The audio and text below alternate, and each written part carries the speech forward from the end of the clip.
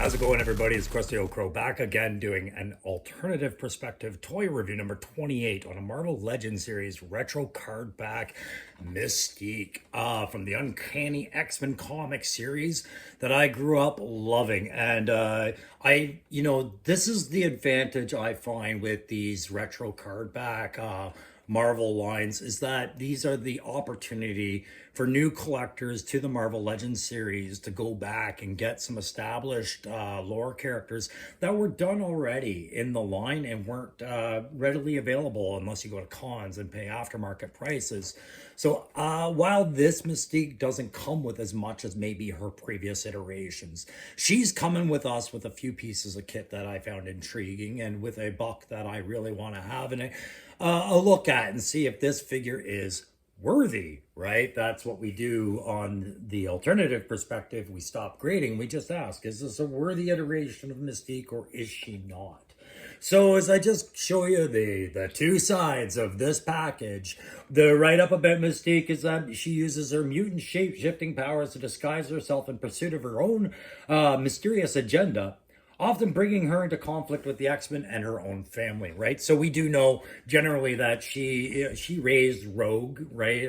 Marie, that's her daughter essentially, and guided her up through the Brotherhood of Evil Mutants, where they worked under Magneto, while she followed an agenda that she learned about through her friend Destiny, who passed away later in the series. It was a big deal, but basically Mystique was always trying to prevent a disastrous Days of Future Past kind of timeline that Destiny had predicted. So Mystique was kind of like a misunderstood anti-hero, but more of a villain. She was never trustworthy in the X-Men comics, but she did have a heart. It was just rare that you ever got to saw it, right?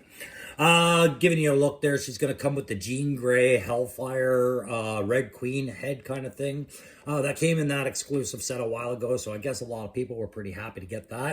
And between her and the original head, I think I got two good headpieces there. We'll see how that all works out to represent her shape-shifting abilities. So we get a couple of firearms we'll have a look at. I don't buy Marvel Legends for firearms. And then the extra set of woo hands, right? I cast a spell to make you think I'm shapeshifting. No, she just flat out shapeshifts, so I don't really care about those hands. Anyways, guys, I'm going to pop this this shape-shifting mutant named Mystique Raven Darkholm out of her box. Have a look at her and play around with her and see if she creates as much havoc on my shelf as she could and did in the X-Men titles or the animated series or even in the movies. And guys, I'm going to be blunt with you. Well, another mutant she's related to is Nightcrawler, right? But let's get into the movies really quick. Quick opinion I've never really shared with you. I have not yet seen a good X-Men movie. I've seen fun X-Men movies. I haven't seen a good X-Men movie yet. And I'm really hoping one day I will. The X-Men 97 animated series, however, has been stellar. I have appreciated that for what it was.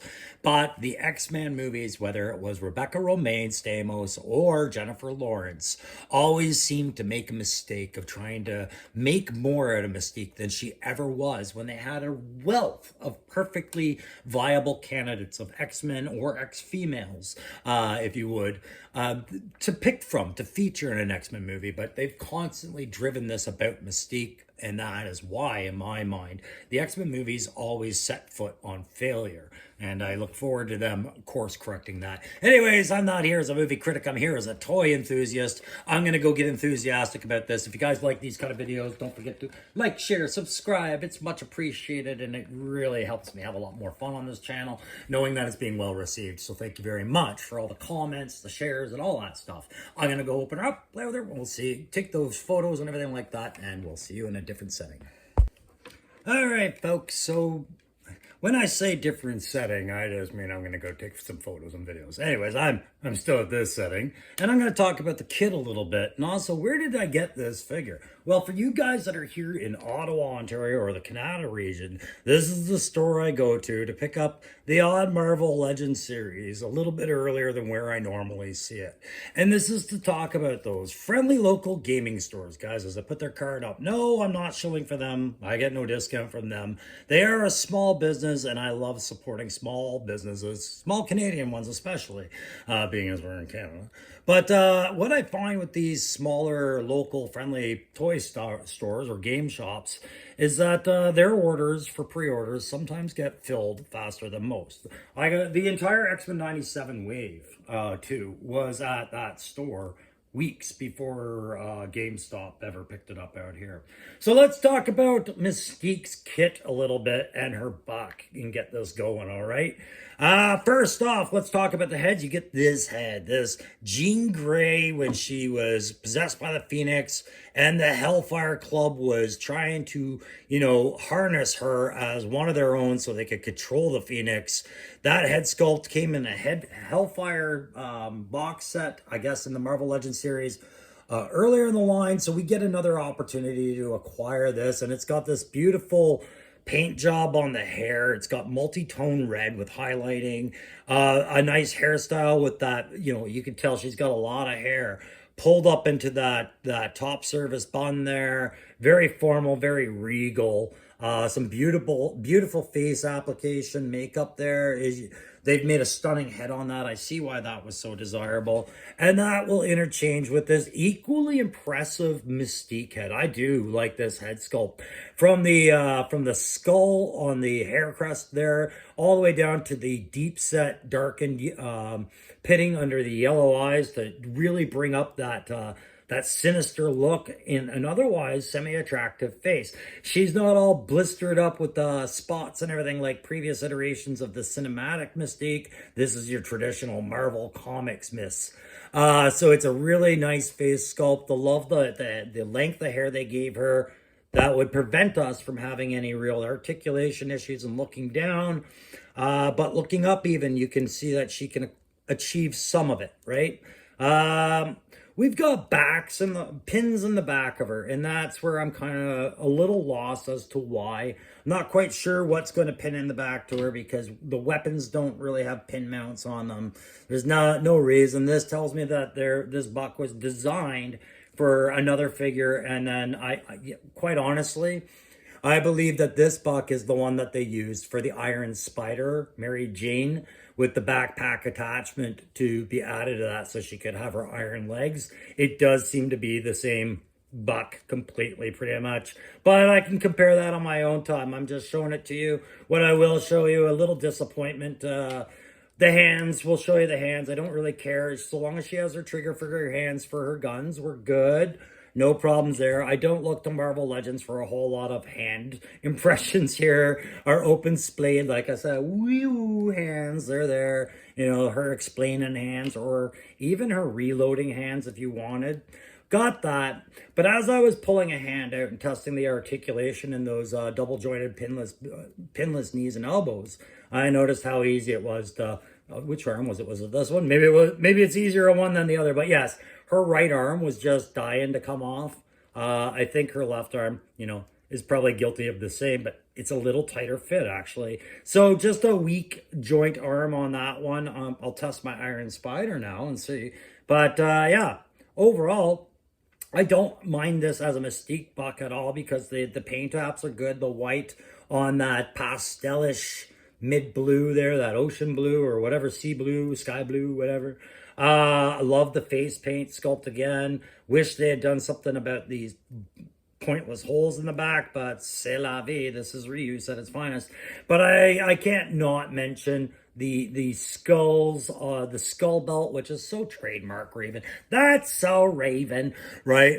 It matches the one on her forehead, and she's got the white, pristine white skirt drapes down to show you where her boot line begins. There is no calf cut on there. Again, it is a really weak ankle rocker, just as it is in any other iteration of this buck. Like I said, the buck ain't impressing me. It's not depressing me, but it's not impressing me. It's a great Mystique buck, but like I said, I already formed my opinion off this buck when I did my Mary Jane Iron Spider review from the Magic the Gathering stuff.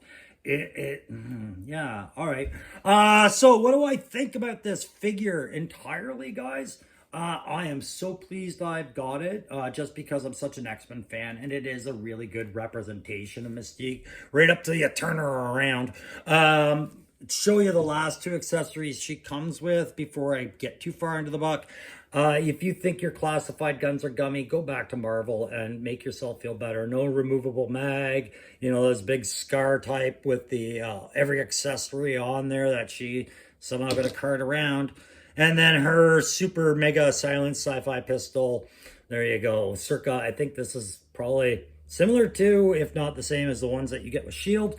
Anyways, like I said, I don't buy my mutants for their guns, right? Very seldomly. So back to this book. You know, is it a good book? It's a good book for what they want to do. It's got a few flaws. You know, I don't like it not having I don't like the weakness of the ankle rocker and no calf rotation, but I can't complain about its flexibility, posability, things like that.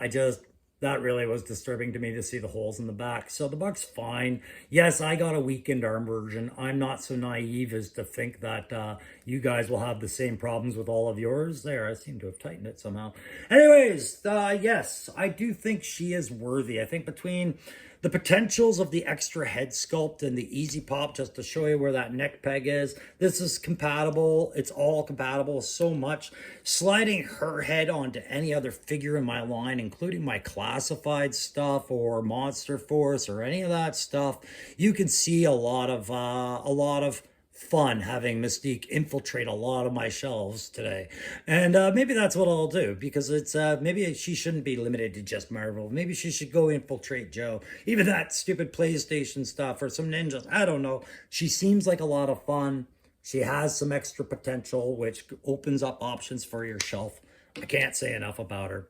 She is worthy, but again, I would have to say it's a returning character, right? We've seen her before, so maybe you don't need her, but a guy like me did, and I appreciate seeing it back on the shelf. Hey guys, that's about all I got to say about Mystique here. She is a fun one.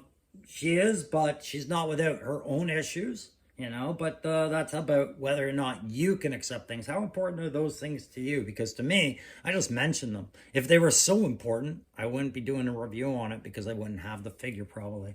Anyways, that's going to do it for me, guys. Thanks very much for sharing this one with me. The next alternative perspective toy review, I have no idea, but I do know that on the tactical perspective, I think I'm doing finally some Night Force. 2 packs of Quick Kick and Beachhead soon. So I hope you'll go join me for that if you guys collect the classified line, and if not, we'll see you the next time I get another worthy Marvel fig. Take care.